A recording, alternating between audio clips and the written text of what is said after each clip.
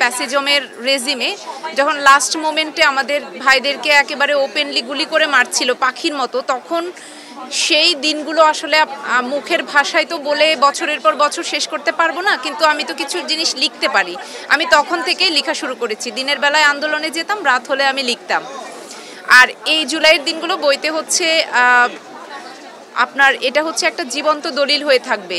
পুরো জুলাইয়ের যে 30টা দিন এবং আগস্টের যে 4টা দিন, 5 তারিখের আগের সময়গুলোর কথা বলছি। এখানে আমাদের এমন মানে চোখের সামনে আমি এমন এমন দৃশ্য সব দেখেছি, তখন মনের সবগুলো কথা যেন বলতে পারিনি। যেগুলো বলতে পারিনি আমি চেষ্টা করেছি সেগুলো লিখে রাখার, যেন আমাদের নেক্সট জেনারেশন যেন এই বই থেকে কিছু কিছু জিনিস শিখে তাদের সাহসকে আরও বেশি উজ্জীবিত করতে পারে।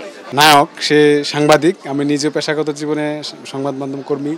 সেই জায়গা থেকে আমি আমার জীবনের চারপাশে যে ঘটনাগুলি ঘটছে সেটাকে মানে আমার দৃষ্টিভঙ্গিতে যেরকম দেখছি ওইটাই তুলে ধরার চেষ্টা করছি আর কি। মানে সোজা কথা, যাপিত জীবনের যে যাতনা আছে সবগুলি আমি তুলে ধরার চেষ্টা করছি। আমি মাতৃভাষার প্রতি সম্মান রেখে মাতৃভাষা প্রয়োগ করে আন্তর্জাতিক ভাষাটাকে আমি বাংলায় রূপান্তর করেছি।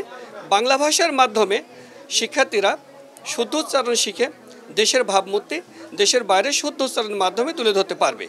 আমার এই বইটির রচনার লক্ষ্য হলো যাতে সকল ডিপার্টমেন্টের ছাত্রছাত্রী সমানভাবে আইপিএ ব্যবহার করে শুদ্ধ উচ্চারণ করে আন্তর্জাতিক বিশ্বের সাথে তাল মিলিয়ে চলতে পারে।